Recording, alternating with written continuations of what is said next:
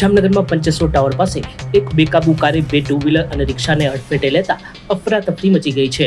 ભરચક વિસ્તારમાં આ અકસ્માતથી લોકો એકઠા થઈ ગયા હતા. ઉલ્લેખનીય છે કે અકસ્માતનું સ્થળ ટ્રાફિક પોલીસ કચેરીની નજીક જ છે. ત્યારે આ પ્રકારના બેકાબુ કારના અકસ્માતથી ખળભળાટ મચી ગયો છે. સદનસીબે આ અકસ્માતમાં કોઈ જાનહાનિ થઈ નથી, પરંતુ વાહનોમાં નુકસાન થયું છે. અકસ્માત સર્જનાર વ્યક્તિ તો રફુ ચક્કર થઈ ગયો હોવાની ચર્ચા છે, જ્યારે કાર કોઈ અન્ય વ્યક્તિની હોવાની પણ ચર્ચા છે.